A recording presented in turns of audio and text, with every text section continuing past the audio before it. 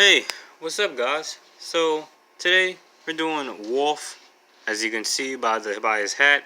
And if you're a Tyler fan, you might be kind of like confused, like aren't you gonna do Goblin because Goblin comes next? But no.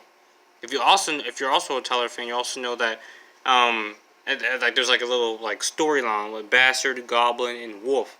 And if you remember me saying, actually, if you remember reading on the Bastard review, there is actually a little storyline with like this therapist or something, and that gets fleshed out a lot here.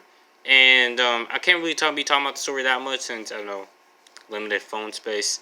But if you want to get the gist of the story, it's basically so at the end of Bastard, and on the last song Inglorious, Tyler ends up trying to kill himself, but it doesn't happen. He actually, the therapist is like, no, you shouldn't do that, and he gets brought to, Camp Flognog, which takes place in Wolf, and yeah, this. It just starts off, and it's about like a love triangle and everything. There's like a climax, a rising action, and all that. It's actually some pretty good storytelling in some of these songs. For example, in the songs Pigs, Colossus, especially in the song Colossus, 48, Slater, kind of awkward, Rust, no, let's see. And that's and Lone. So it's almost the exact amount of like storytelling that Earl presents on the track on the mixtape Earl. What else? There's also a really good mix of genres here. We got some like jazz rap with some a little bit of like how do you say it, original West Coast hip hop. We also have a little bit of alternative hip hop, since that's kind of his thing. We also got some hype tracks here like Domo 23, Trashwang, and Tamale, which they're okay, but I feel like they do kind of stop the story. Same thing with Colossus. I feel like some of these tracks stop the story, which really I felt like hurts the album.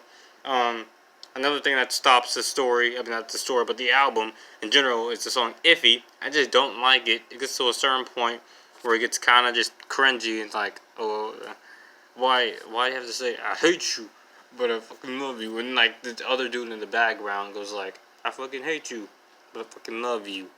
It's like it's too much. It's way too much. It's so over dramatic in my opinion. The features all in here do pretty well. There's actually really not much to say on here. I think the features do pretty well at their job.